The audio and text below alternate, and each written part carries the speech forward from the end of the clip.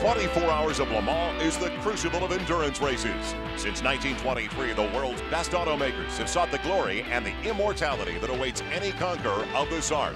Now, Le Mans comes to America.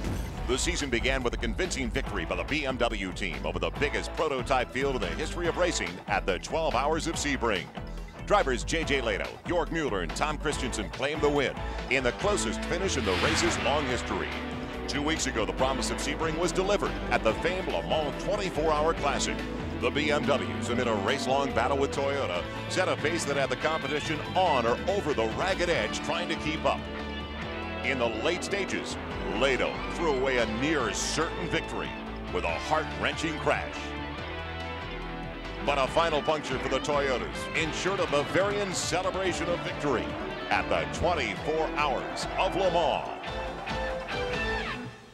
Within days of the Le Mans triumph, the BMW team set sail for the Americas for today's third round of the American Le Mans Series at screamingly fast Mosport International Raceway. And yesterday in qualifying, things went pretty well. They were third and fifth fastest. But this morning came the bombshell. BMW withdrew both cars, citing unsuitable racing conditions. I wonder if that includes the fact that the in-your-face Pano Spiders, powered by Ford V8s, have captured both slots in the front row. Now, when these cars debuted, the naysayers called them Cruella de Villes, they called them Batmobiles, front engine dragsters. No longer. All they're calling them now is fast, bullet fast. Can this reborn front engine technology rule the day? Well, we'll find in 2 hours here on CNBC.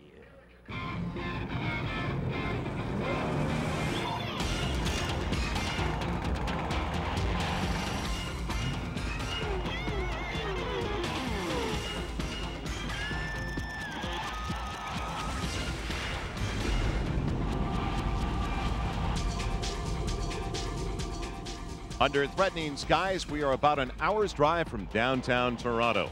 As today, some of the very best in the world have come to race on a legendary layout at the Grand Prix of Mosport. Hi everybody, I'm Joel Myers and welcome to stage 3 of 8 races in the American Le Mans Series. Well, it has started to sprinkle now. It is going to make for some very interesting course conditions. Just like in Atlanta, we are going to have 3 races going on at once. So the big guys out there, the prototypes, they will travel at just about 200 miles an hour. The other 2 classes, and they were very close in competition down south, it was the GTS and the GTs. We'll keep up with them throughout the course of the day. Like Road Atlanta, Mosport is just about 2.5 miles long, but that's where the similarities end. It's a very tight course, a demanding course, and my partner earlier today went down around turn 2 to give us a better lay of the land. He has held track records here, course records, a long time ago, I might add. Let's join him now. Bill Adam. Bill? Well, Joel, world-famous world champion Jackie Stewart has called turn 2 at Mosport the most difficult, most dangerous corner in the entire world. And for very good reason. Up behind me, you're going to see the track comes over the crest of this hill, and take a look at the view from our Olive Garden course description Ferrari. What the driver has to do is be very careful with power. He's carrying over 130 miles an hour as he crests this. Be off the gas, let the car come out to the outside of the track, and once it settles down, then feed the power in gently. You want to treat this corner with finesse or it's going to bite you. Now, in the past, you've had some very famous names who have not done the proper thing here. Richard Petty in NASCAR. A.J. Foyt has gone off here in a big shunt. Jackie Stewart and Jackie Ickx in Formula One cars have both lost races right here in turn 2. The challenge today in a race this long, these drivers have to be perfect every lap with no concentration lapses. Thanks, Bill, and with the potential for some moisture, it could make for a very interesting situation. Well, the GTS division turned out to be the closest race at Road Atlanta. Got a new team this weekend. They weren't with us down south. The reputation from races in Europe precedes them. Let's find out more now with Martin Haven. Martin? Joel, the battle for GTS honours centres on American muscle and German engineering. For the Germans, it's Porsche 911 turbos all the way. The fastest pair of cars, the Sebring winners, Martin Snow and Kelly Collins in the 56 911 turbo. And the fastest of the Porsches here, Zach Brown and Andy Pilgrim in the 83 car. But ahead of them, it's American muscle all the way with the 55 car, the Saleen Mustang. And that is driven by Ron Johnson and Terry Borchella. But guys, GTS changed this week. How did it change?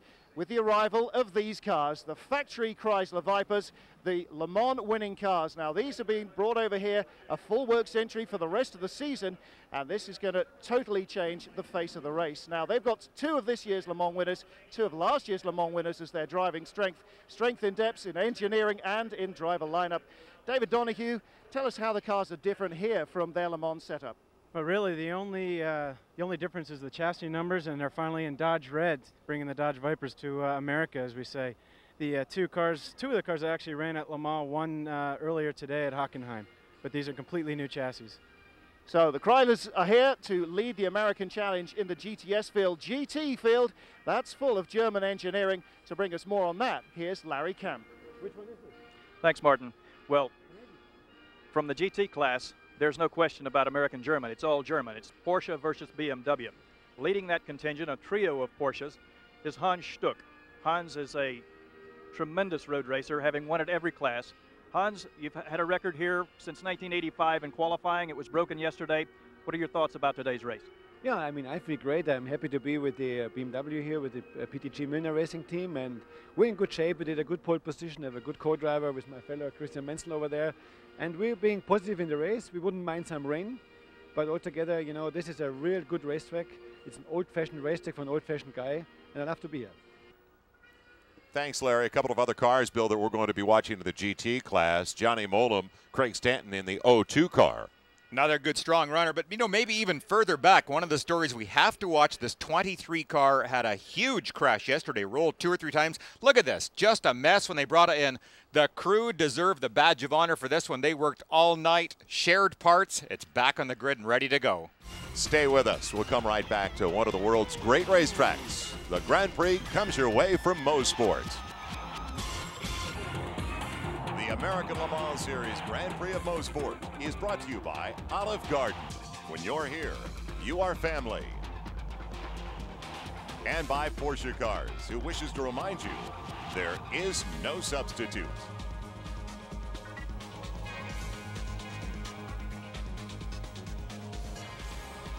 Welcome back once again to Mosport, as we are just about set at the Grand Prix of Mosport.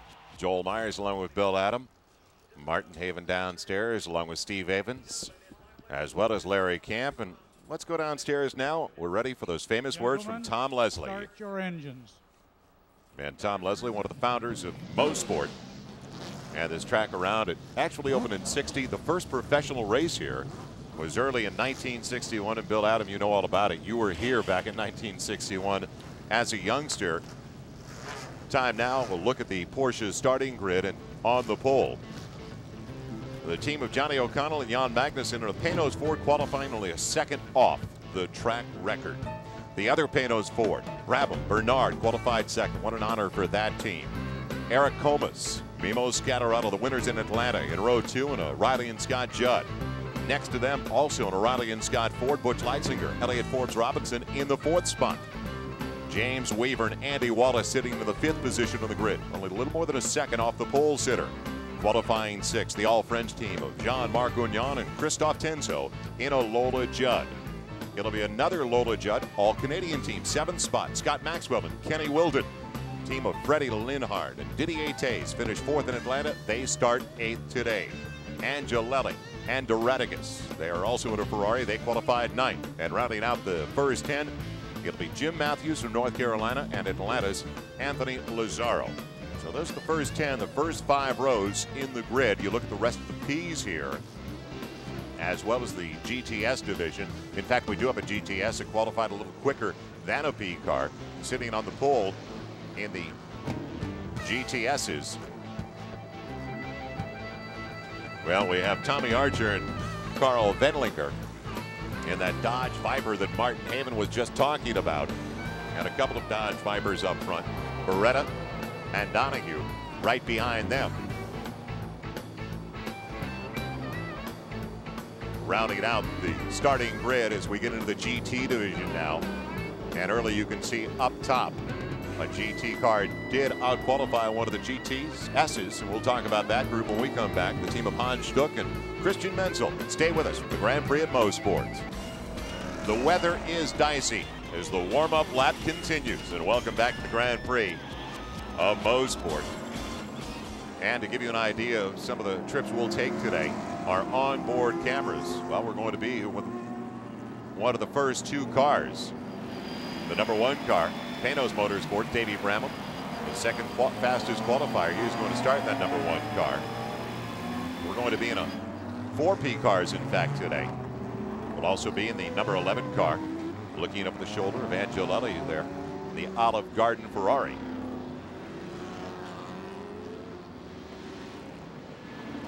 As they continue to get ready. And we are going to have the green flag momentarily.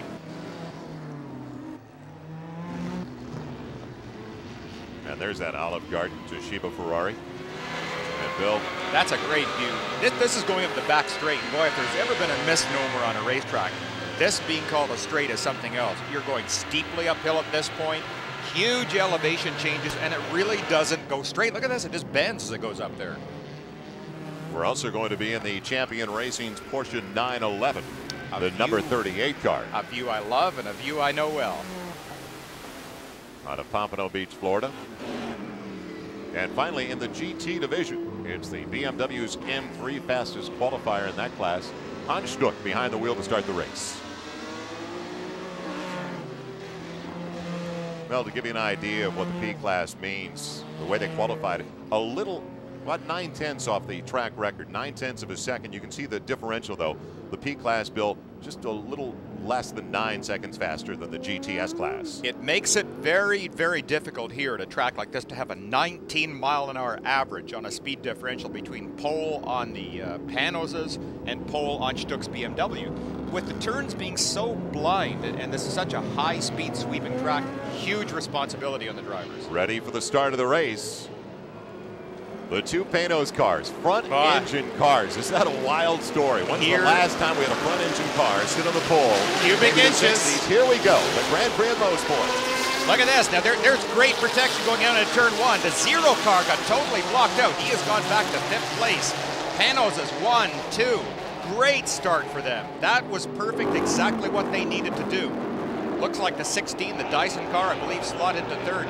Yeah, again, 0 has gone all the way back to 5th place. That was our Road Atlanta winner. That was the Raffinelli, the 0 car that did win easily at Road Atlanta, but a completely different story. We've talked about the teams that did come in, and the Panos car is a different car the way it's set up here. It's amazing. These Panos cars have been so impressive here. This is Mimo Scattarella. You can remember back at the Road Atlanta race, tremendously impressive drive. Look at the horsepower here. Robert Yates motor, shades of NASCAR. They're on this long straight. They've been blistering up this straight over 180 miles an hour. And a lot of people will tell you, front engine V8 power can't compete with the best in the world. Excuse me. Here we are. And there's the champion Porsche going by, a 333 Ferrari. And there's that car you're just talking about, the Porsche 911. This is a car that GT1 Porsche is about 200 pounds over what it should be in the current GT1 classic car. But tremendously competitive. The champion guys do a wonderful job preparing it. Alan McNeish from Scotland behind the wheel right now.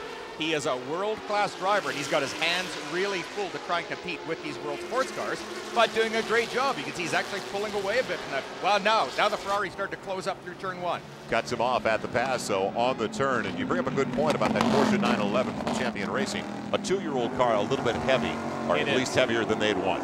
Yeah, it is heavy. He has a real battle on his hands. The next stage of car was almost 200 pounds lighter.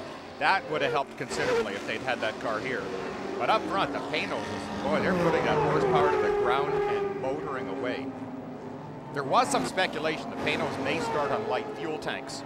Look at these cars. You can see the gap already between the leader, 2nd place, and then a bigger gap even back to 3rd place. Blasting up the straight here. This is what it looks like. You're looking down almost across the deck of an aircraft carrier. Over that last little rise, some fairly heavy braking, and then a very fast turn 8. You slow down again right here, drop another gear. Left-hand turn 9, keep it over very tight to the left. Another drop right there, lower gear, and accelerate out onto the front straight. Try to get that horsepower down to the ground. And then, of course, Bill documented at the top of the telecast, after you finish up that straight, turn 1 here. Look at the drop they get ready for in turn 2. You know, it's amazing, too. We watch Jan Magnussen there and just running away. He's doing a very, very nice job. watch the cars, maybe the next lap around, when they finish turn 1, they look positively frightening when they go over the bumps. The rear suspension looks like it has such a hard spring rate and shock absorber setting that these cars look dangerous. But first and second on the grid, they're first and second on the race, so it obviously has to work. Bill, I guess you'd have to go back to the 60s as we look at these two front engine cars. Back to the 60s when a front engine really did sit the pole in a big race like this. I can't remember the last time. It's just about unheard of, but they have to find something. These cars were originally designed and built by Adrien Reynard, the pretty famous builder of kart chassis that we see most of the top runners in kart using nowadays. He has built Formula Atlantic cars. He has built virtually everything, including Formula 1 cars. Very bright builder, but the guys at Panos have done such a good job refining this. They deserve a great deal of credit. A great protection up front, as we saw from the very beginning by those two Panos cars. Magnussen still on top, drafting behind him the other Panos car, Eric Bernard, in that front engine model.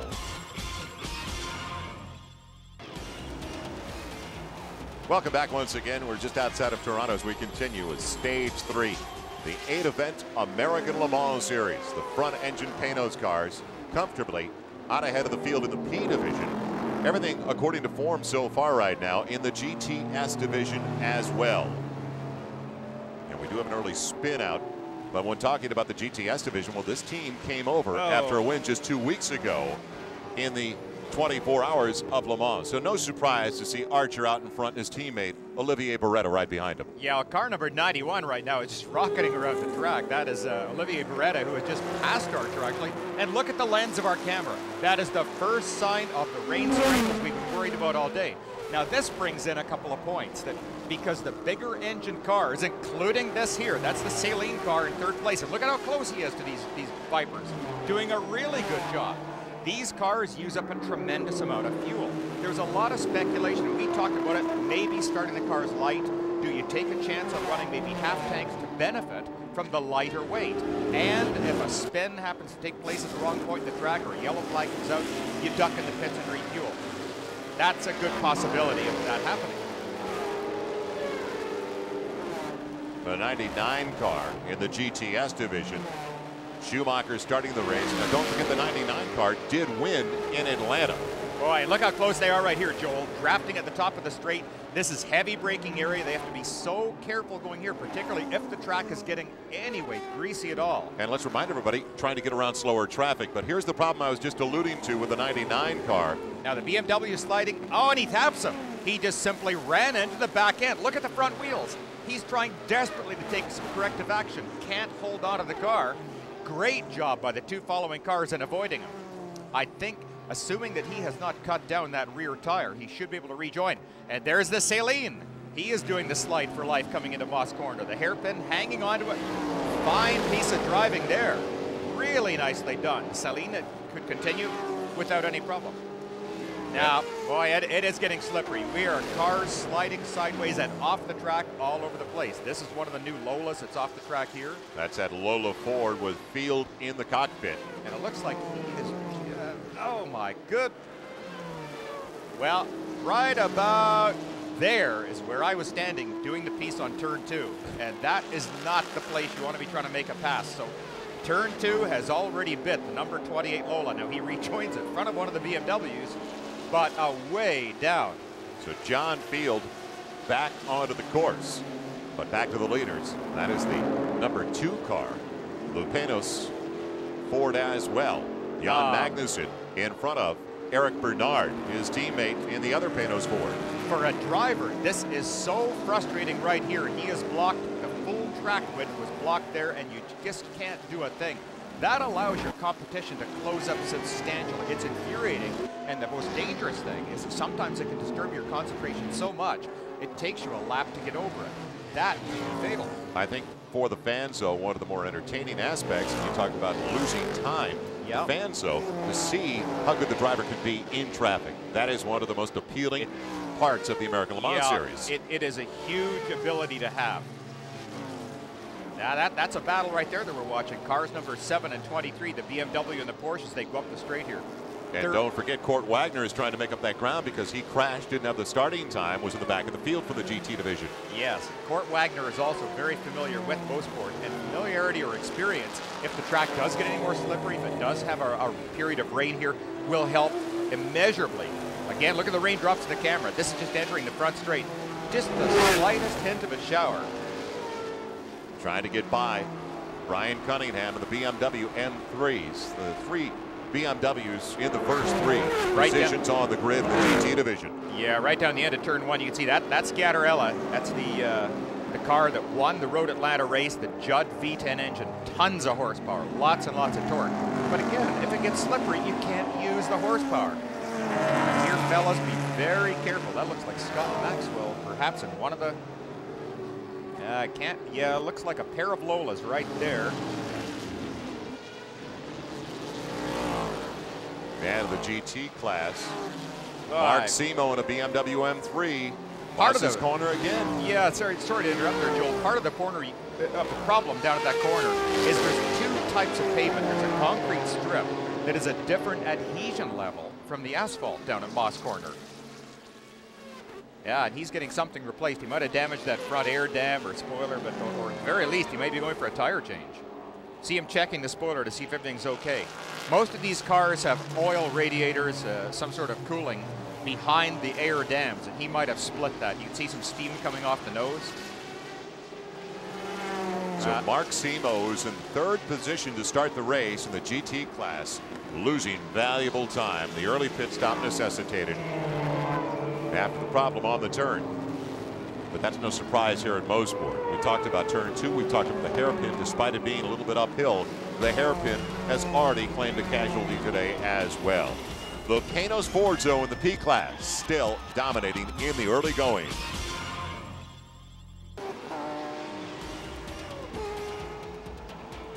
We continue on CNBC with the Grand Prix at Mosport, all part of the American Le Mans Series. And welcome back once again, Joel Myers, along with Bill Adam. The 1-2 cars qualifying in the P class, staying that same way. The Panos cars flip-flop the numbers though, because with the number 2 car with Magnussen in the cockpit, he's on top right now. The number 1 car not far behind, just about 3 seconds behind. Eric Bernard at the controls. The only change of position up front right now is Eric Bernard or Butch Leitzinger moving up into 3rd position ahead of the Raffinelli car. The leader still though in the GT class, Hans Stuck. And Hans Stuck running along at a real comfortable pace in that M3. And we'll also get an idea of what's going on in the car for Hans Stuck. Well, Hans is one of the drivers that maybe is praying for the torrential rains to come because he is a madman in the rain. He's great fun to watch, and the spectators have seen him and drivers have seen him. And on board, now this is some telemetry we've got to watch exactly what Hans is doing. This is something I would have loved because he's a driver that goes, yeah, Billy, you go flat out. Well, now you know when a driver goes flat out. Look and see up the top right corner. You can see throttle position when he lifts off the gas and when he feeds in 100%. Here is Moss Corner off it and now up to 100% on the straight. Watch the revs climb right there on the tack. You can see the RPM he's getting to. The shifts are very quick into 3rd gear now. He's climbing, the speed is going up. Now up into 4th gear, and he's about halfway up the straight at this point. The speed will pick up substantially right here because it's flat. Over the rise here, this is the fastest point in the track. And look at the speed. Tremendous speed up there, almost 150 miles an hour, this little M3 BMW. Good, strong car, it sounds dramatic. Just a wonderful sound out of the 6-cylinder engine. Bends to the left and watch that throttle and just a touch on the brakes.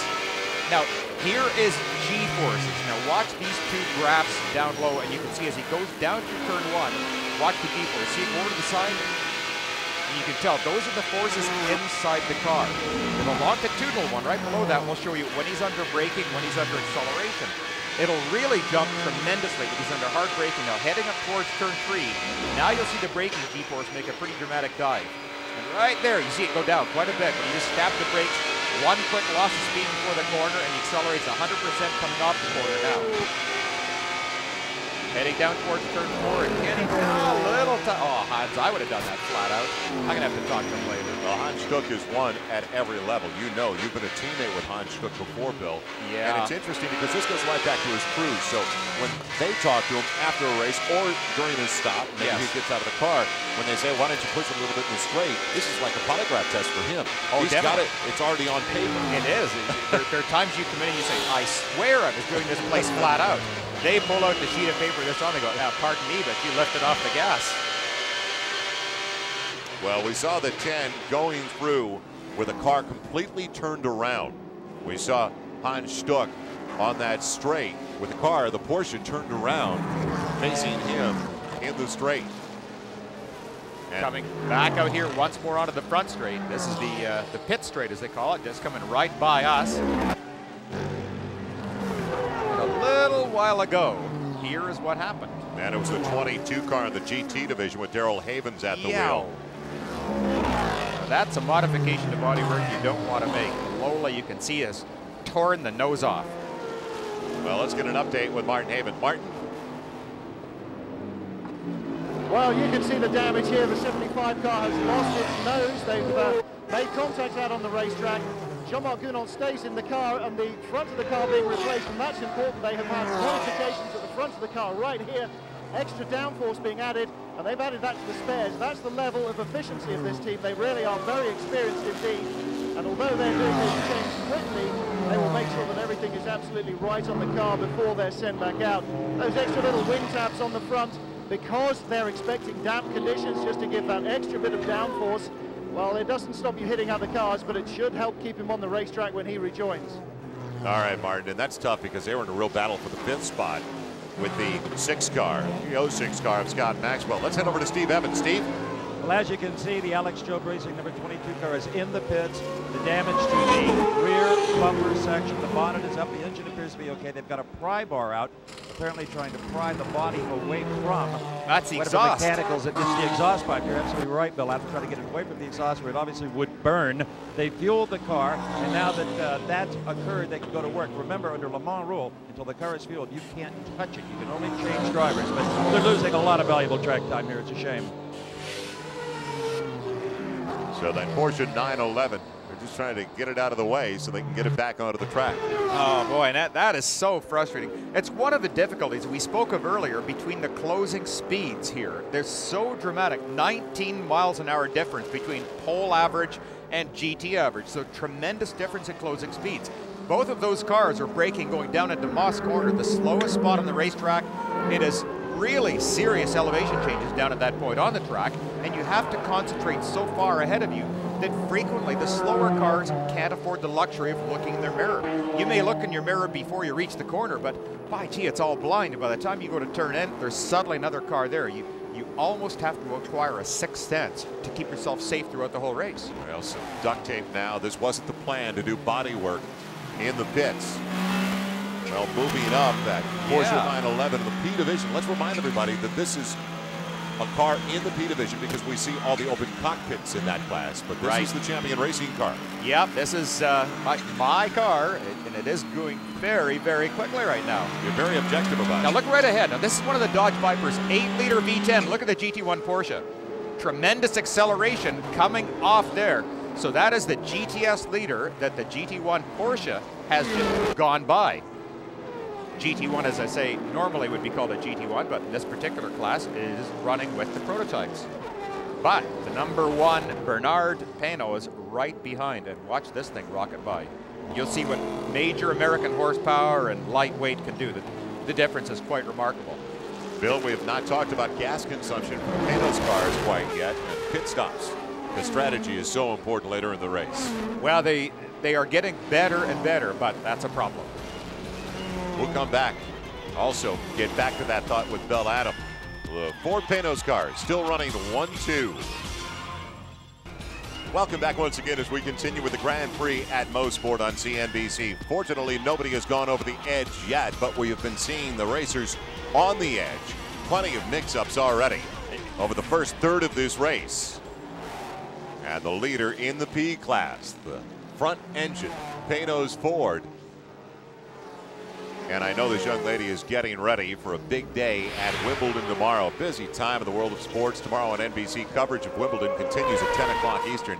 Great day of tennis featuring Andre Agassi, Pete Sampras, and Venus Williams is going to take on Anna Kournikova.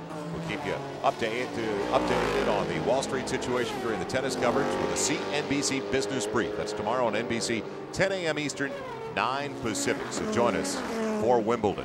And we've been talking about the P class. We'll update you as well and go through the leaderboard. The top three, Scatterella with the 0 car that won in Atlanta in the 3rd spot. Now Maxwell moving up with the damage to the 75 car. That problem with the 75 car in the pits. They were battling for the 5th spot. The GTS class, Archer, along with Carl Wendlinger, still out in front. Tommy Archer in the car first there. And also in the GT class, it's Hans Stuck, the pole setter, sitting out in 1st place. And I think it's really remarkable. You start looking, seeing 4 laps up on GTS already, 7 laps up on GT. Look at now speed differentials here. Look at this. On the gas and goodbye.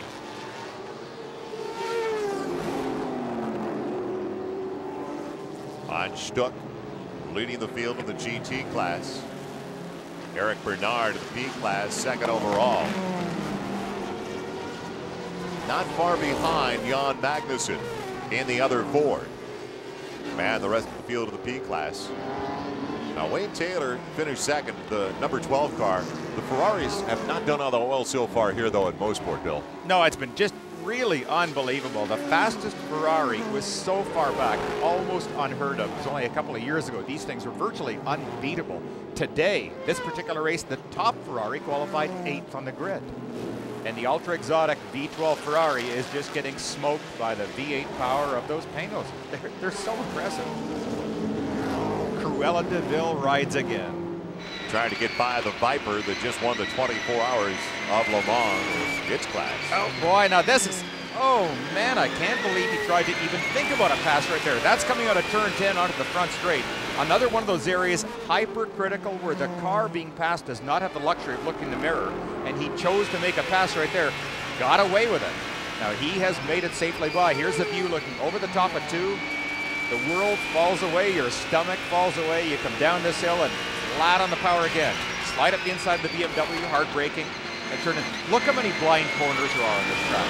Almost every corner is blind.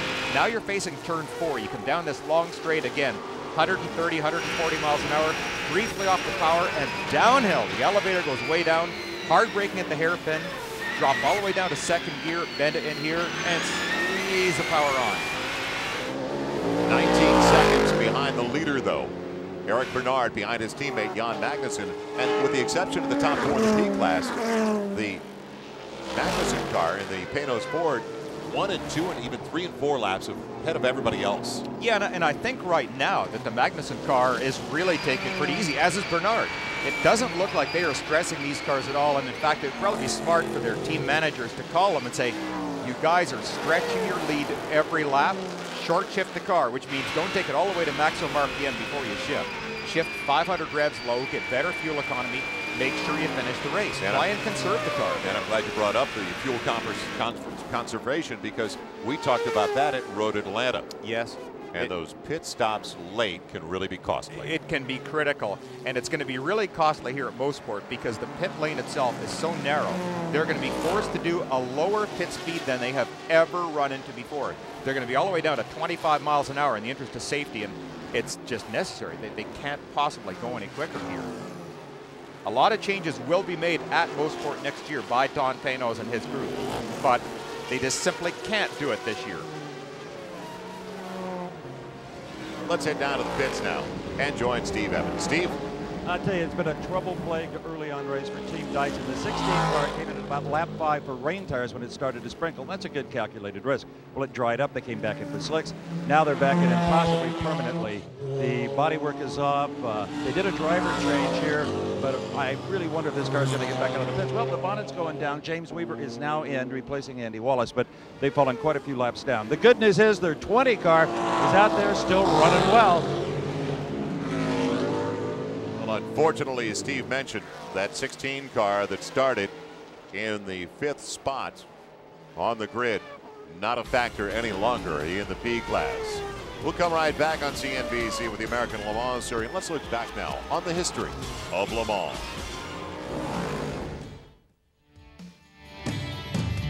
Le Mans 1967. After sweeping the top 3 spots in 1966, Ford returned to the Sarth with a fleet of 6 factory GT40s and the biggest names in American racing.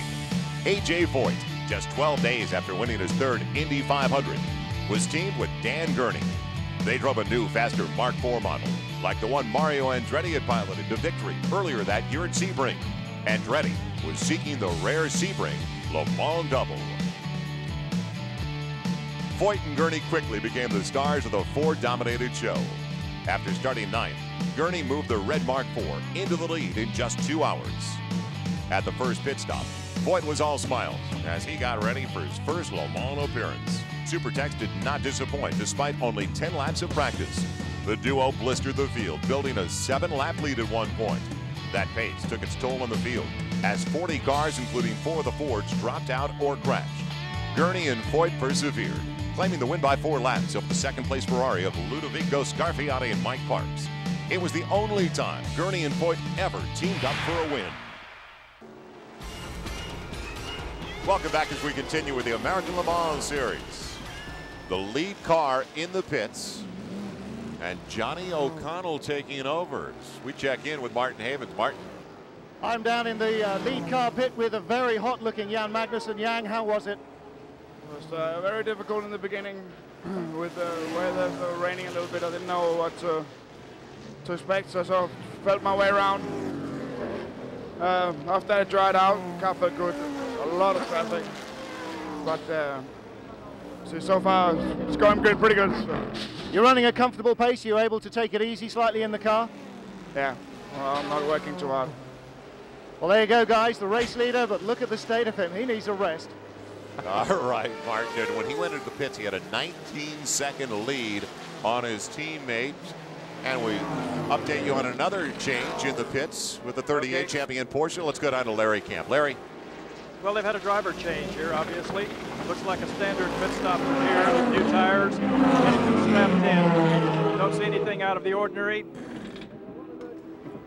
And looks like they've got everything just about ready here. All right, Larry. Ralph Kellener's taking over at the controls for Alan McNish, and we watched that car earlier here on CNBC, and it was really going along smoothly. Yeah, I couldn't tell exactly if they did anything strange or not, but it looked like nothing at all was done. All the fellas doing a totally normal stop. Here is what I was talking about. Look at the narrow nature of this particular pit lane. They have to crawl out here 25 miles an hour maximum. If they exceed it, a stop-and-go penalty right away. Car number 1. He's coming in the pits. Now, this was our leader because the number 2 car, the Magnussen car, had pitted, but so now we get 2 leaders in a row coming in. Eric Bernard had started the race. We'll see if they make a change as well. God, and is this painfully slow? This may be the toughest job for the drivers all day to obey this speed limit down the pit lane. After running 180 miles an hour, it is so difficult to come down to speed and hold it. 25 miles an hour. Let's remind everybody, down pit row. A little bit of damage down there, too. Martin, what's the latest? Well, the latest, guys, is that the 2 car has had a trouble-free run. The 1 car has not. Down on the left front corner here, you can see the signs of just how tight it is in traffic. Eric Bernard, the Frenchman, unable to avoid the tail end of somebody. And look there, guys, you've lost one of the little tabs, the aerodynamic tabs that run around the headlight cluster. So right-hand corners are not going to be quite so easy for this front-engine monster anymore. All right, Martin, and we saw that car go around a turn where it was squeezed a little bit out off the course. Yeah, it's possible that just the vibration of hitting the curb, because these cars are sprung so severely. You can see even the headlight's still working. That's pretty impressive, so it didn't break the light at all. It has cracked the bodywork, which is probably carbon fiber up at that point. The pieces are very brittle. They can break away and get out of the way, and obviously with no damage. And now you're looking at Davey Brabham, who's taken over, and he's from a very famous racing family. Boy. Jack Brabham, multi-time world champion. Jeff Brabham, we used to watch him in IMSA all the time with the Nissan, and just a great, great family for racing. And the new leader, the winner at Road Atlanta, the Yokohama, the 0 car. Mimo Scatarella did start in that car in that Judd. Yeah, he is still in it right now. You can see the yellow helmet. That's him coming out of the front straight. probably the greatest sounding car on the track, this V10 engine, which is a derivative of the Judd Formula One motor. They took that 3-liter engine, enlarged it, and up to a 4-liter size. Tremendous horsepower, and maybe even better, the sound. Oh, does this thing wail up through the woods here. Beautiful car, looking very smoothly. A Riley and Scott chassis, much like what Team Dyson run, but they've done a lot of their own modifications, and you can even see visibly the body has been changed in a number of areas, and as well, they've tried to basically custom build their own cars. They don't have a, quote, customer car, one that's the same as everybody else. They want something superior. Part of the reason being they went to the V10 engine also. They thought that was going to be a much better project. You know, that's a huge gamble for these people to do. To try and take a Formula One engine that is not here GTS as well. Sorry to interrupt right there, but that is the Viper that has run so smoothly. The number 92 Viper just continues to just truck right on. Big 8-liter V10. This is the car and the driver that just 2 weeks ago, Tommy Archer started the race. Carl Wendlinger will take over, that won of the 24 hours of Le Mans. In fact, not only won this year, but won last year as well. Yeah, and Tommy Archer is somebody that he knows his way around this track at Motorsport. He's a guy that I've driven with in the past 1 year at the Daytona 24, and I respect him so much. He's excellent. Let's head down and check into the GT class with Larry Camp. Well, Olivier Beretta is out of the car, and a name that will be very familiar to anyone associated with stock car racing, David Donahue, is in. And David told me earlier in the week that he was very excited about running with the Berettas, with the Dodge Viper. This is some wonderful experience for him. He's had some wonderful success. And looks like he's about ready to go out, and he's got it fired, and he's back out the track.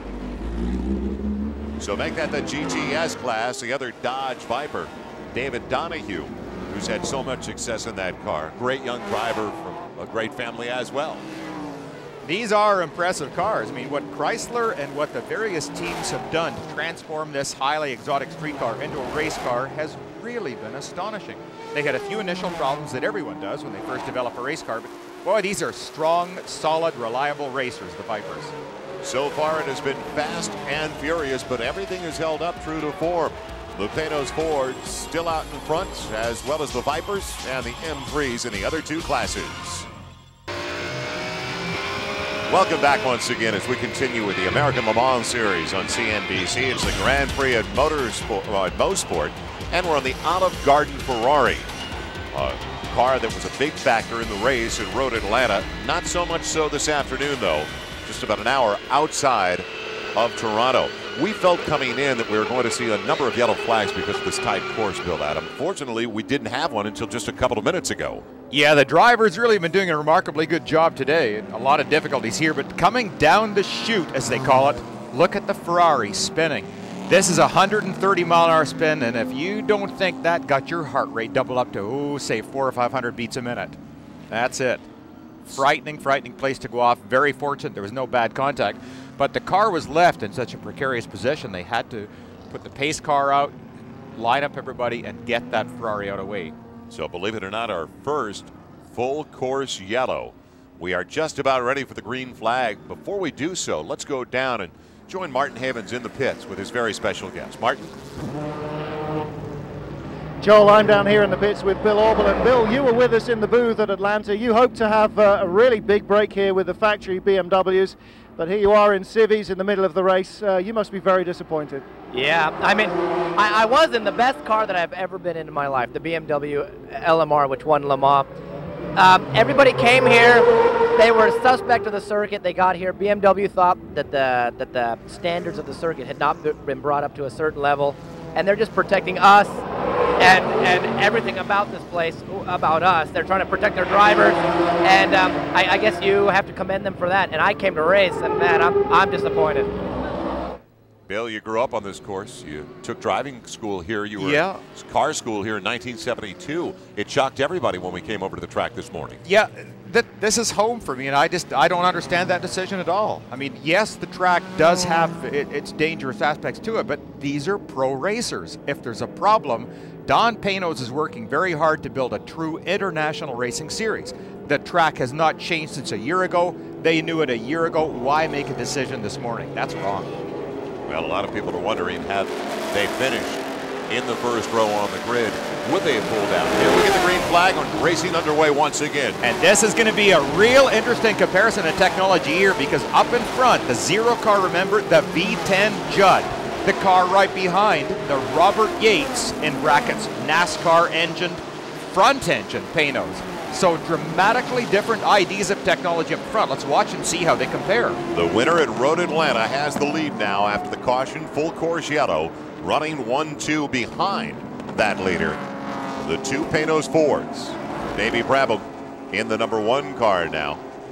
And Eric Comas in the leader. Yes.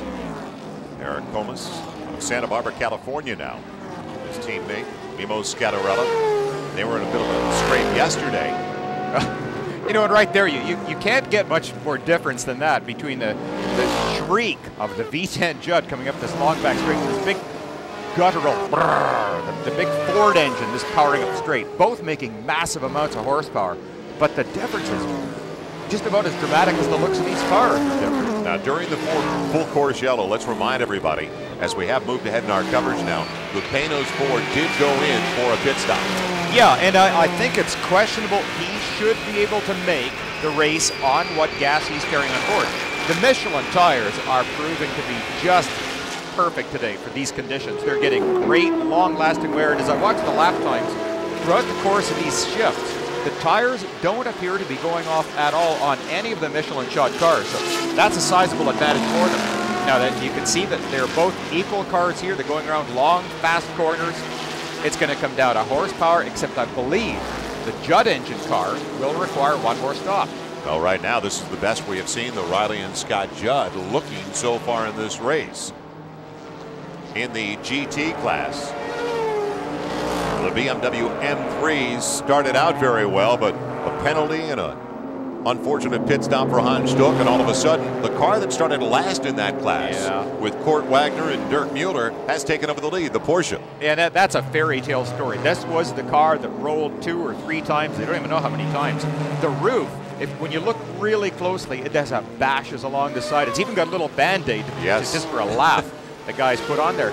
They worked so hard to get this car back in the race, and all of their work has been rewarded by this car leading by over a lap. So tremendous, great respect is deserved by the whole crew, not just the drivers. That Porsche 911, number 23, with the lead in the GT class. Let's head down to the pits and check in with Steve Evans. Steve? Well, this is the man responsible for the miracle of the 23 car. I looked at it yesterday afternoon, Alex Job, and I thought maybe it was headed for the dumpster. Did you guys pull it off? You started in the back. Dirk Mueller drove his tail up. What's the strategy now? Do you dare stop again? Sorry, I couldn't hear you. Do you dare stop again? Can you go the distance on the 2 stops you've made? Yeah, we started at the back, and Dirk started the race. He came up through the field very quickly. Unfortunately, he got tagged in the rear by one of the BMWs, which slowed us down a bit, but he kept going, and finally the 10 car had a flat tire, put us in the lead. We're still there. Well, good luck. Kurt Wagner will take it to the finish and possibly the podium. All right, Steve. Well, we'll see if they have enough fuel to make it to the finish. You know, isn't it amazing that just when you ask the question, that's when all the cars go by to create all the noise? It looks like they should have enough finish. This has been a very well-managed team, and Alex Job has acquired a very justified reputation. He's working really hard right here to try and get by this number 76 Porsche. So after the bump early by the BMW, the Porsche 911 with Wagner and Mueller effectively in front in the GT class.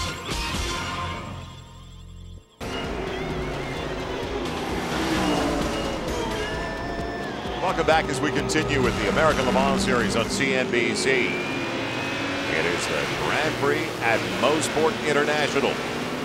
And we are on board, a little break up there, but on board with Davey Brabham in the Panos Ford.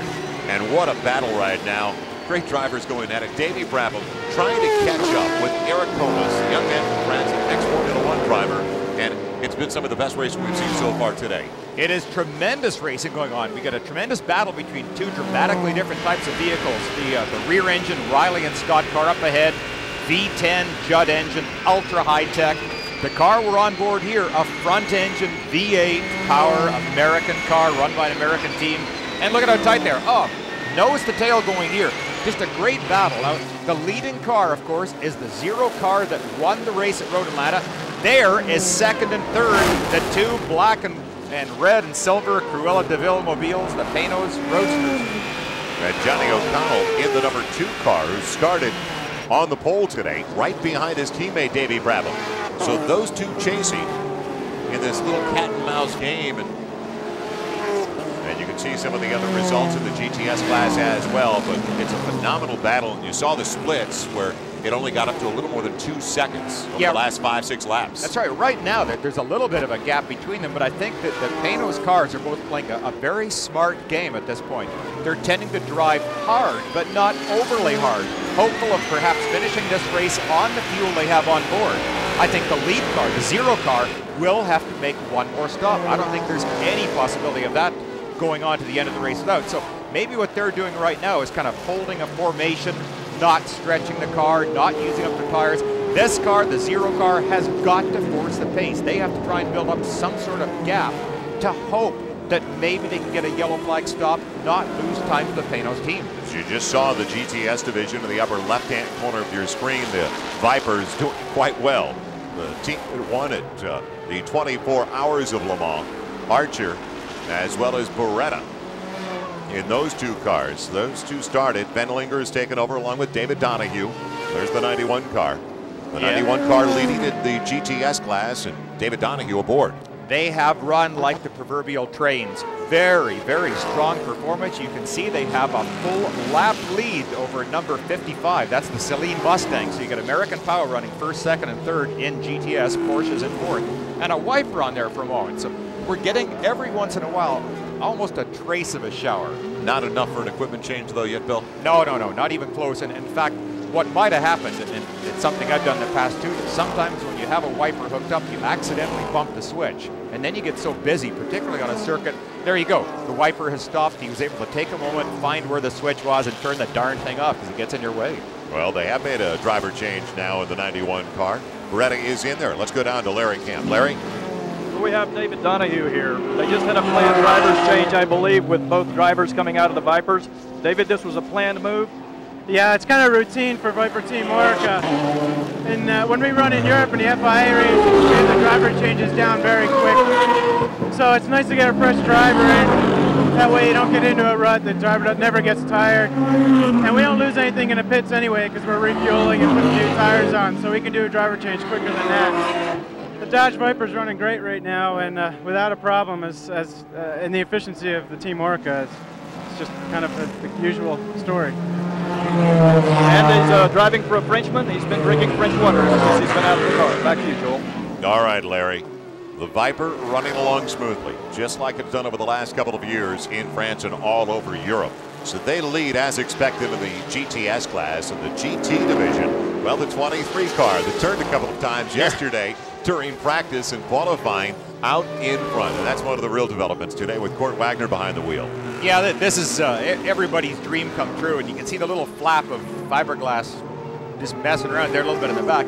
It really doesn't affect the car at all. It's not an aerodynamic imbalance in the car, and it's a reminder of a BMW that decided to use him for a braking marker. So Hans Stuck in the 10 car that started on the pole, now running second in the GT division. Behind the car you're looking at, the 23 Porsche 911. They have done such a good job on this car. That can be so discouraging when a major accident happens. And in fact, now we're on board. This is Hans Stuck's car, and you can see there's a fair bit of moisture off the top. Now, think he is in second place right now. This Christian Menzel is driving it. He is in second place, and we could see the lead car, the 23 Porsche, when we left, it was all the way around in the back straight. So a sizable lead for Porsche right now. And they have to be very cautious. With this very light rain, it's not going to affect anything currently. All of the racing slicks will be well up to temperature, and in fact, the temperatures usually are around 200 degrees for the slicks. So for water to get onto these tires, it burns it off as fast as it touches the rubber. If the rain got any heavier, then it has a chance to cool down the tires as well as build up on the track. That's when the danger becomes very apparent. So it's tightened up in the GT class. Stuck had the early lead. Now Kurt Wagner in the 23 Porsche has taken over. Well, let's take a look back now as we'll return to the Grand Prix at Mosport. Look back on some of the developments from just about a month and a half ago at Road Atlanta. Road Atlanta marked the inaugural round of the Women's Global GT Series, bringing together North America's best women racers. It was a battle from the outset. Two of the fastest qualifiers gone very early. Shauna Morenis, Pat Hesmus Elspa, contact the very first corner. Cindy Lux takes the lead from Audrey Zawadzki at the midpoint of the race. And those two would go at it most of the day.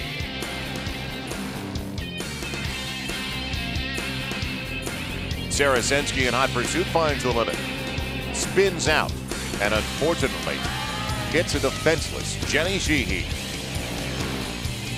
In the end, a very big day for Audrey Zawadzki from New Boston, Michigan, the winner of the first ever Women's Global GT Series race. And the women are going to be running once again next month, a show you'll see on NBC Sports at Sears Point in California. Stay with us. It's as tight as ever between the top three in the P class. We continue on CNBC with the American Le Mans Series. Only a second and a half to the most separating the top two cars in the prototype class. And Eric Comas, the young man from France, ex-Formula One driver, still out in front ever so slightly, and the battle is so tight, especially when they get to the turns between Eric Comas and the number one car, Davey Brabham.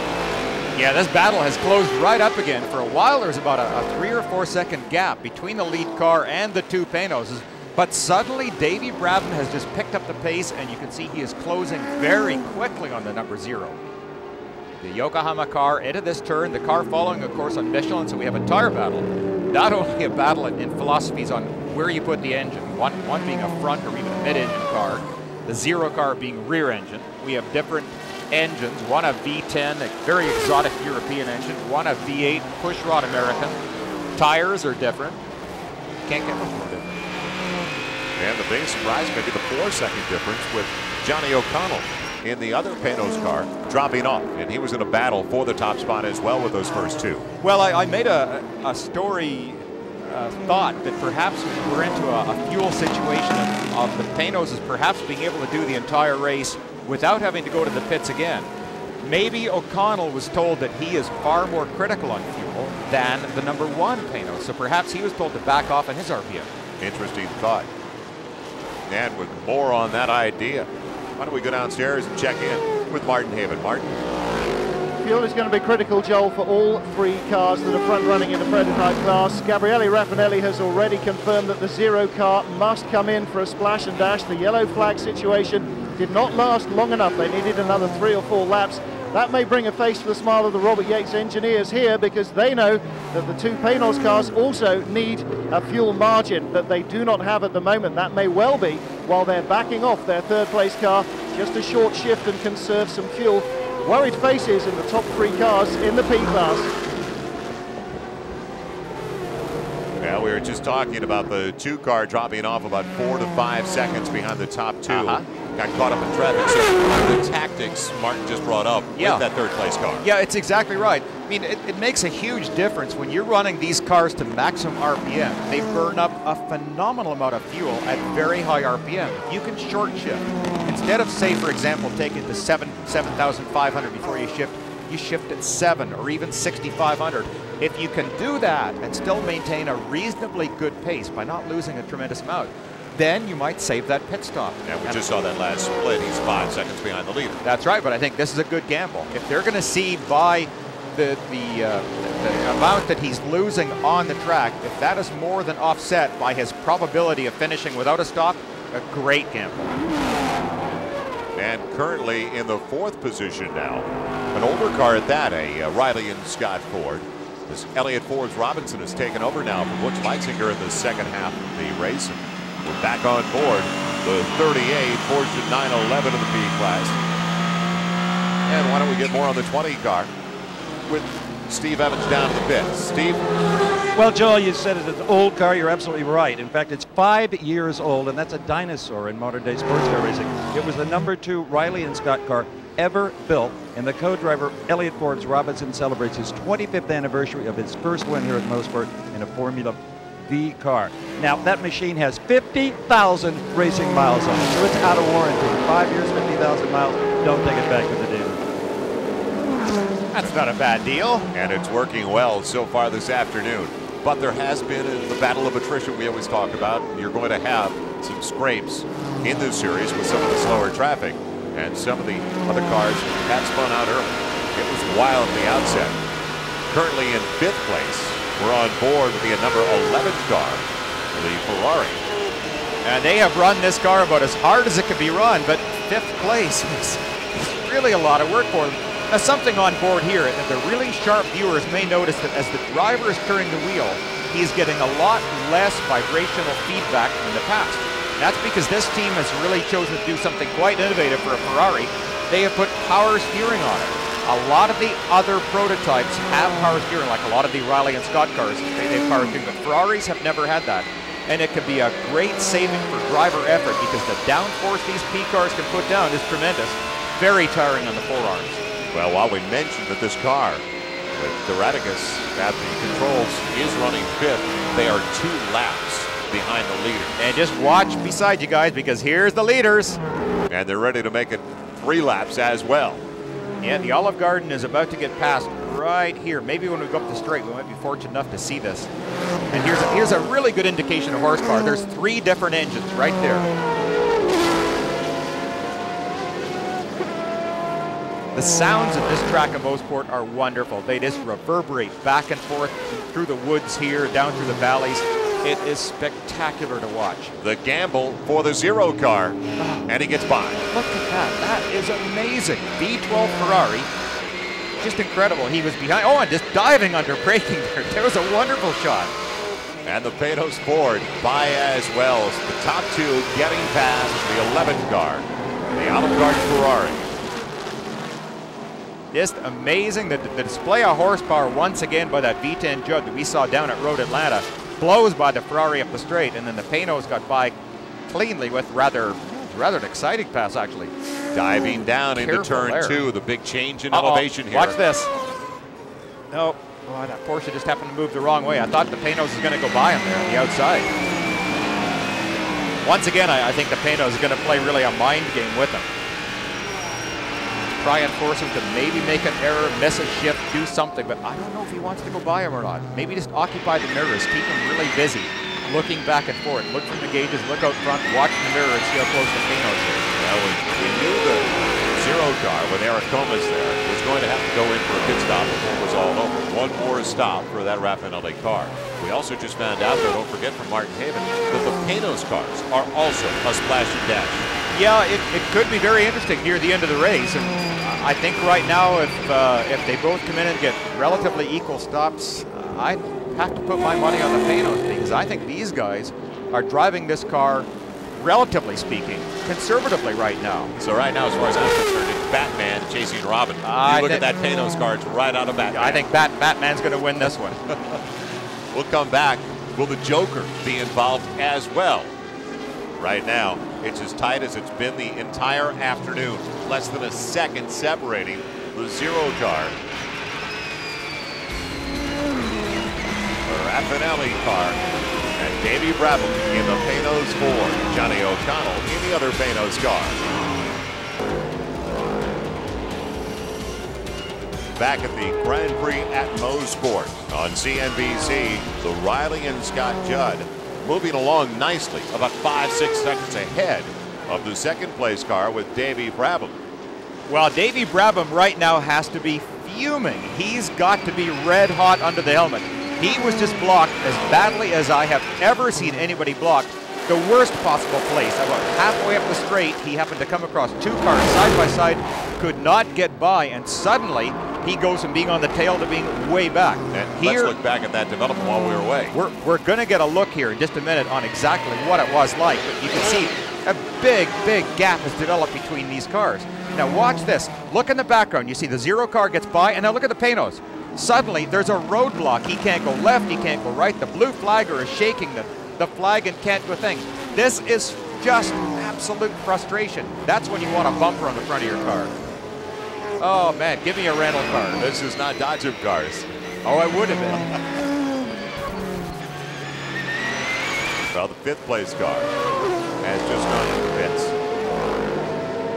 And that was the number 11 car, the Olive Garden Ferrari we were on board with just before we broke away. The driver change for that car as well. The Radicus had been in there. He had taken over. Now Angelelli is back in. Yep, getting all the switches back into the right-hand position. That's quite good, actually. You've got the right hand is going under the left, going over the left. You're trying to cinch up the seat belts now. 25-mile-an-hour speed limit, and you will be penalized a good 15-20 seconds if you go over the speed limit. Oh, and they should. I mean, this is the right thing to do, because on a pit lane this tight, sometimes the crew are so busy trying to put tires away and what all, they become very vulnerable. So the number one thing is the safety of crew as well as drivers. They have to keep everybody as slow as possible. Frustrating for the drivers, but they've got to do it. A lot of signs of battle out there on these cars. And there once again, that number 1 Panos has closed right up on the back of the 0 Raffinelli car one more time. He's made up that 5-second gap very quickly, Bill. Oh no, he's off. Losing it, can he control it? Yes. He's going to tear up that front split or something awful, but he saved it. A great save going down turn 4. What a frightening place to go off. No, this is a remarkable thing. The front splitter, that big plate that sticks out in front of the car, is very important for giving tremendous front downforce. You can see now he scooped up a little bit of grass into the air intake. I don't know if that's going to hurt the car or not. I'm not sure what that air intake is for, and maybe one of our pit reporters will go and find out. I would expect they're going to call him into the pits to get that cleaned out just for safety. Here's a look, and look at this. The BMW, unfortunately, a little bit wide. He just got the 2 right wheels onto the grass, and then it was the slide for life down the outside. Terrifying, 130 miles. Look at how close he is. Oh my Lord. He was inches away from the guardrail. He was just a heartbeat away from that thing and did a wonderful job keeping control. He's got John Deere sponsorship right there, and he didn't want it. He's got the sod in front, and that it's not exactly the line he was trying to take. I think he called the driver that BMW a sod. My, gee, that had to be frightening. So a break for the team that won in Atlanta, and with an update, Martin Haven. Martin. Well, this could be the turn of the race. Is it this stop that will be forced on the Panos that will make them win the race or lose the race? Because now they get their splash and dash in, not the way they would have wanted it. Now the crew are clearing out the grass from the front. They've got fuel. Next driver will go out on the same tyres. That may be the decision that wins them the race. Yeah, and I don't think that's going to hurt them, Martin. I would expect that an air intake that low is not going to be critical for any of the water radiators. Now, here's an onboard look. You talk about frightening. All right, you're coming out of turn 3, a long right-hander. You're under full throttle acceleration right now. 110, 120, 130. Get set up to pass these cars. Get over and look out, folks. He's closing up on me. And look at the speed. At this point, you're praying, you're hoping. Grass flying over top. Oh my heavens. There's no blade on that car, but he was cutting grass just the same. And now, the 0 car well out in front. Eric Comas at the controls. Well, a pretty dramatic turn of events. He has got it looks like a couple of second lead right now over the other Panos. But gee, things can happen so quickly in racing. People have always wondered, can you bet on motor racing? Simply no. You don't know what's going to happen. At any given point, you can just have something like that happen. You're out of the race. We have just received word. We'll confirm this in just a moment. Don't want to speculate, but there may be a penalty in the pit area for the number 1 car. Well, I wonder if it was for one of those guys working on the car while it was being refueled. They have very critical regulations here that you can only do certain things at pit stops. You can't do 2 or 3 things at once. Now he went by, he's probably going to get advisement from the tower stand right up to the top of your picture. No, he didn't. He made a liar of me. Well, that was the number 2 car that went by. All right. Currently running in 2nd place. The 1 car that just got back out of the pits is right now in 3rd place. That's right. And he's the one that may be getting the stop and go for some sort of a pit violation. I don't think he came in too fast. I believe that both of the Panoz cars have rev limiters on them, much like what the kart cars do for speed limitation. So I don't think that would be liable, but perhaps some sort of a violation. Hans Stuck also picked up a 20-second penalty earlier today in the pits, and that cost him in the first half of the race. Back onto the straight one more time. A little bit of looseness there. Now I wonder here if the number one car, if the number two car, I should say, has been given the word, go ahead and close up on the zero, pressure them. There is the one car. Now let's see if anything is shown. No, nothing being shown. So he is continuing on around the race. Now, we've been given the official word right now. He has been told he does not have to stop. Should he make one more pit stop, then he will be held in the pits for that 20-second penalty. If he does not stop, then he will get 20 seconds added to his overall race time, which is, I think, a remarkably good way to do it. But if he wants to win the race, he's got to beat the second place car by 20 seconds. Yes, that's correct. So let's remind everybody, if the number one car finishes out on top, he's got to have that win by a margin of 20 seconds or more. Yeah. We will come right back to the Grand Prix at Mosport. Unbelievable activity this afternoon, and what a turn of events. A tough break for the Panoz 4 teams. We look back on other great Le Mans.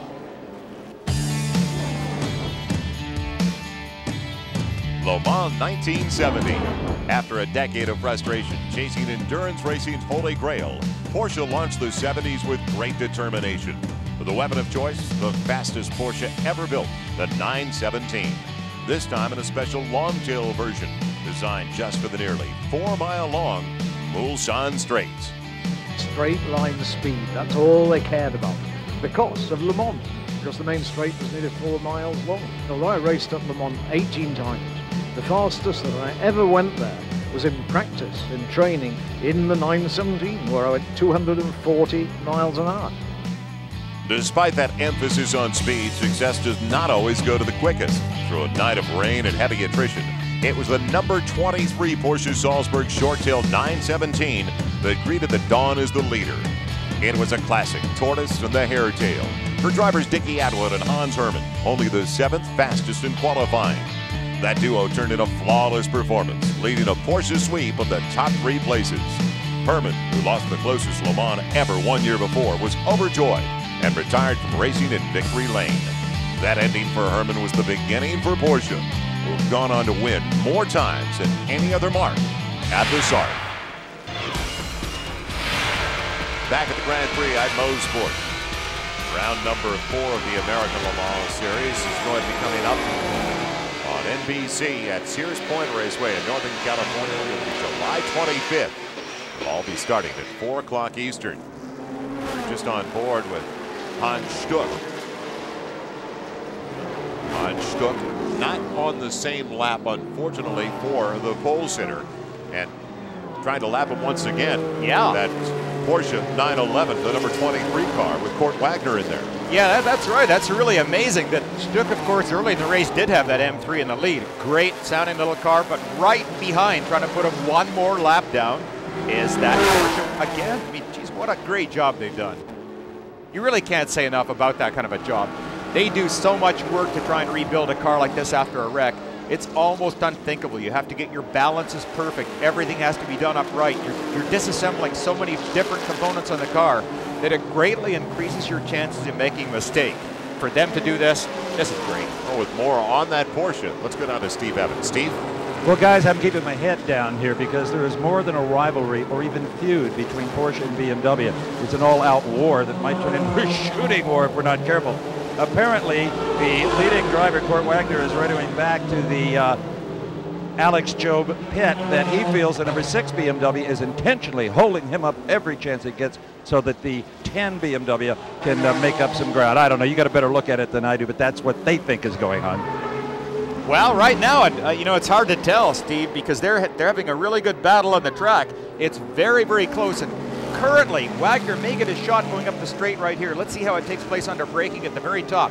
Cars are almost identical under acceleration, under top speed. Braking, BMW wins one more time. So no, Wagner went in very deep there. Now back on board Stuckey. He, of course, is about halfway up the straight at this point. Now we're going to take a look at the telemetry and just see what's happening. Look at the RPM. Oh, and as you see, one of the P cars just blow by. Once again, almost 150 miles an hour, drops down to 4th gear for a fast turn 8.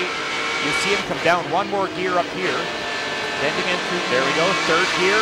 Get back over to the left, get set up for that final turn onto the front straight, and there is Hans Stuck. Unfortunately for Hans Stuck, as we mentioned though, he is almost 2 full laps behind the leader in that Porsche 911, Cord Wagner. We come right back to the Grand Prix at Mosport. Incredible battles going on right now, especially in the B class.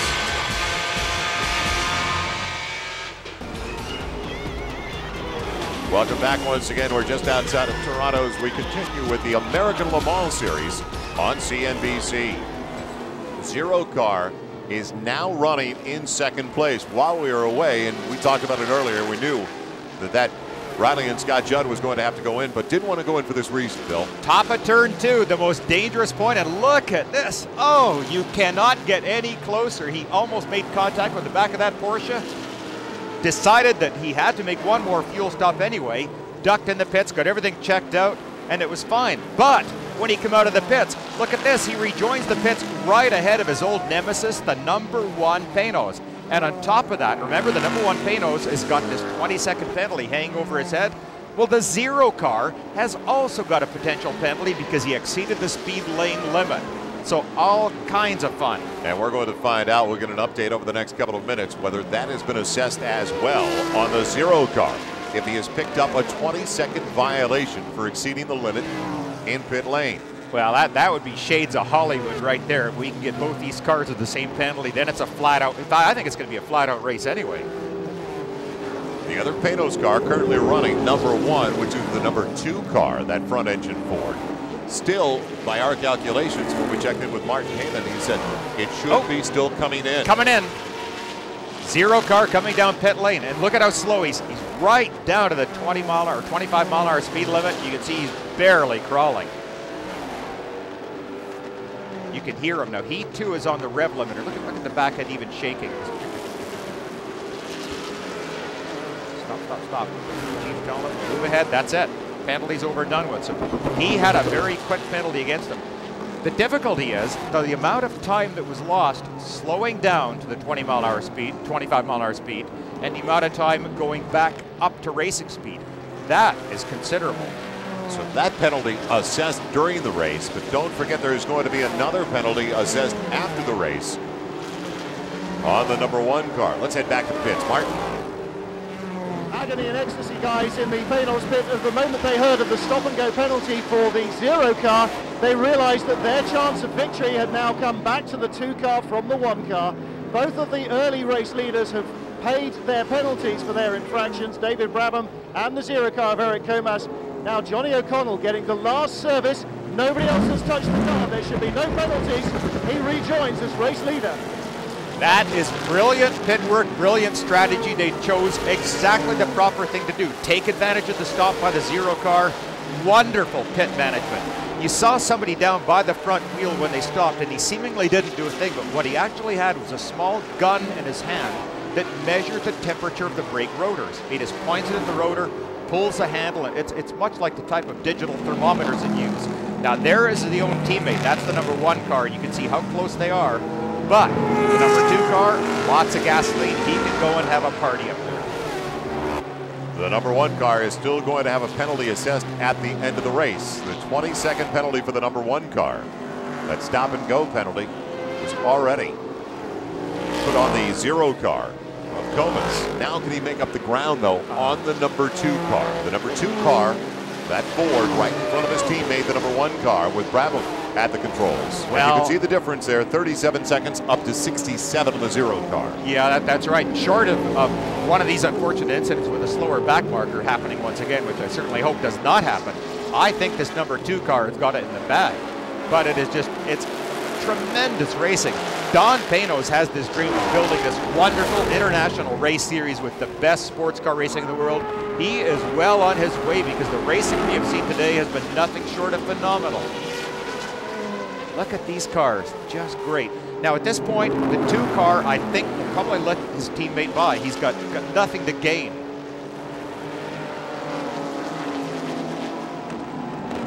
Just cleanly around the track. This is beautiful right here, that the 2 car is going to try and do everything as smoothly as possible. He knows that he has got this race in the bag. What he might want to do, by letting his teammate by, now keep in mind that Brabham is going to have the 20-second penalty, so even though he would technically be first on the track, with the penalty being assessed, that would bump it back to second place.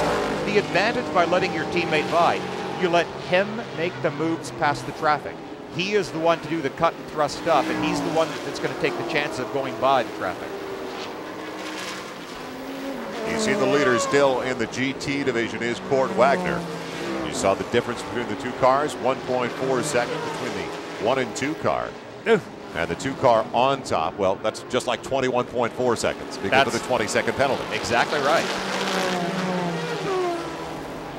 Back down this front straight, down through a long downhill turn 1. This is amazingly fast. Watching these cars in practice and qualifying the other day on just one of the testing sessions, they look positively frightening, but gee, today they're dominant. Yeah, we just saw up in the left-hand corner the GTS class as well, and the Vipers absolutely brilliant this afternoon. The Vipers a couple of laps ahead of the Saleen Mustang. So no changes in the GTS class. That's why we're staying right here on the tight affair in the P class, the prototypes. This is formation flying right here. The F-16s from the Homestead Air Force Base, there they go. That's what you call teamwork. Oh boy, pretty cars. And they rocket up the straight. So a breakthrough at the American Le Mans Series, at the Grand Prix at Mosport. The Fords, the front engine Fords, dominating with the exception of the 0 car, got their way early. Now, just about a minute behind those 2 front running. And the ultimate, they didn't have to play on the slicks today. The rain stayed away. Of course.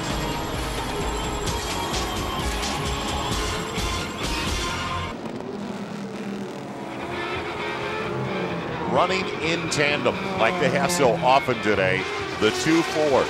The front engine Ford still up front and dominating for the most part. Attrition brought some of the other cars from the second half of the field in the qualifying up to the front. The 0 car, the winner in Atlanta though, Eric Comas, his first time in the car. As you see, Comas has now made up half that time that we just saw, 67 seconds. So it's not over yet. He's less than 30 seconds behind the leader. Well, and I think what he's possibly thinking about also is second place, because remember that the 1 Panos will have the 20-second penalty. But having said that, I think their teamwork, the Panos teamwork today, the pit management has been so good, so brilliant. They will keep him advised, and he will have to know exactly how much of a gap he needs to retain that second place. I don't think they'll let him forget that. Well, Bill, you've driven on this course so often. Can he make up over the final 5 minutes of the race less than 30 seconds? I don't think so, based on what the lap speeds are right now and the way these guys are just running this race so well. They are just flawless. I mean, the last time I saw a front-engine V8 car lead a race was so long. In fact, it was so long ago, and it was right here at this track. It was a black Canadian-built special called the Deluge, and a British driver named John Cannon. He ended up winning one of the Canadian Grand Prix, and that's a long time ago. There's the GTS later. 92 actually running second right now, but it's similar to the Panos Fords. Those 2 on top, just like the Dodge Vipers, running 1-2 in that class, 91 and 92 car numbers. Beretta took over, we saw, for David Donahue. There's the leader with Carl Benlinger, replacing Tommy Archer. They appear to be about half a lap ahead of their own teammate, but again, like you say, this is almost formation flying, that the cars have performed flawlessly. The only thing I could see on that 1 car that we had a look at was that they appear to have lost one of the vents on the hood itself that allow hot air to escape. Right behind the headlights, you can see right on the top, just those louvered sections. One of them is missing on the other car, but that doesn't affect the handling at all. This is very impressive. These cars have become such bulletproof cars. Oh, now here we're back on board. back on board the number one number car. 40 car sliding off track. Stopped on the grass, so that's fine. In the GT class, the Porsche 996. And that's quite an unusual car. This is a fairly new vehicle to be racing, the 996. We're all accustomed to 911s, but not the 996. So that's the next generation of Porsche. That team of Scott Peeler and Bill Auberlin's younger brother, Jeff Auberlin. One more time up the back straight here. You see a little bit of separation between the cars. I would imagine that is strictly from, in fact, chunks of rubber blowing up there. That's something you have to watch out for. Late in the race, there's a lot of debris on the straight. See at the sides of the track, there's the little black, the marbles. Those are just the chunks. So the number one car is out in front, but don't forget, he has the 20-second penalty because of the violation in the pits. Somebody working on the car as it's being refueled, that is a direct violation. So he is not technically leading the race. White flag being shown. Well, let's remind everybody, he could win. But if it's not by more than 20 seconds, even over the zero car, he'd finish beyond the zero car. He could finish, conceivably win the race, but finish in third because of the 20-second penalty. It could be possible, but I really think what you're going to see is that the number one car will end up in second place. The car in your picture right there. His teammate is dropping back, but he is not going to drop back 20 seconds. I don't think there's a possibility that friendship is going to come into this. The number two car is just taking life very easy at this point. He doesn't want to make any mistakes. That's incredible. Johnny O'Connell is setting it up for Davey Brabham in the other car. Well, I mean, I don't think you're going to see a 20-second gap appear up the back straight. I think this is just being very cautious, very careful. Everything just trying to do perfectly on this final lap of the race. We get ready for the checkered flag. Now let's watch when he goes underneath the checker and see how big the gap is. God, what a day for these guys. Incredible day at the Grand Prix of Mosport for Team Panos. Don Panos is fourth. And the number two car definitely was not 20 seconds behind him, so I think that is our winner. The number two car with Johnny O'Connell finishing up the race. Jan Magnussen started the race. And now the winner in the GTS class. David Beretta has taken over, or Olivier Beretta has taken over for David Donahue at the end of the race. Today he might be so happy he'll change his name to David. So Beretta and the team that won just a couple of weeks ago at the 24 Hours of Le Mans, winning once again, this time across the pond. And they are definitely going to make an impact in this series. What a team. And there's the teammate, and 23 right behind him. That's the GT leader in the picture there, the number 23 Porsche.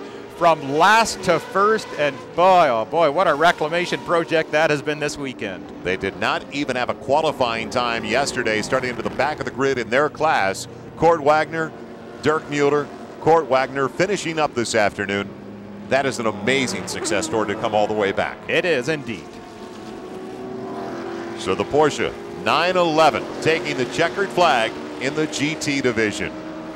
We'll come right back and talk with the winners at the Grand Prix at Mosport. Stay with us on CNBC.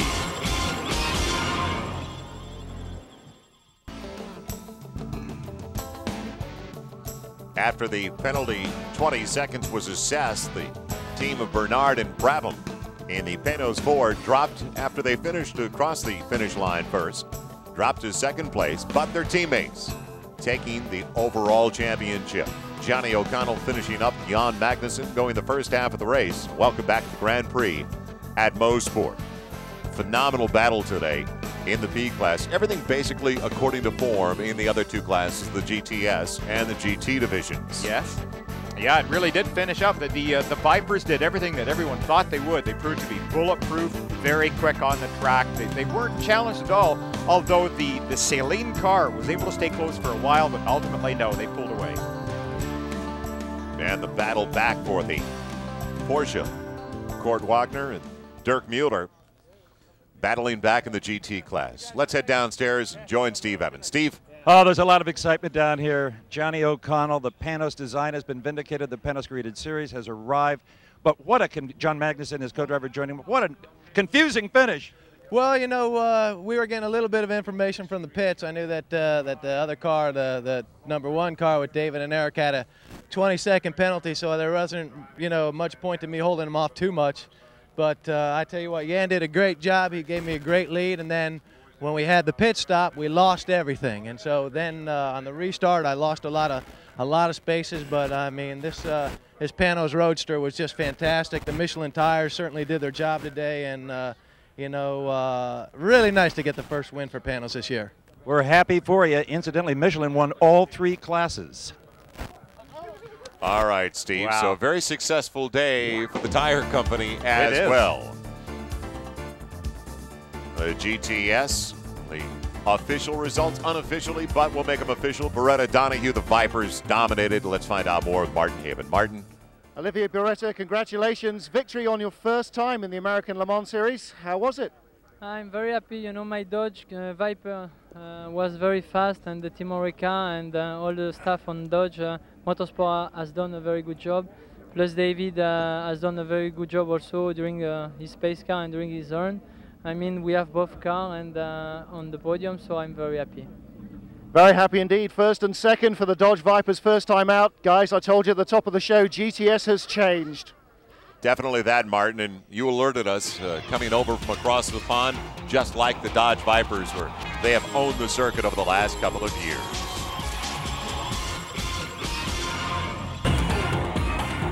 The American Le Mans Series Grand Prix of Motorsport is brought to you by Porsche Cars, who wishes to remind you there is no substitute. And by Olive Garden. When you're here, you are family.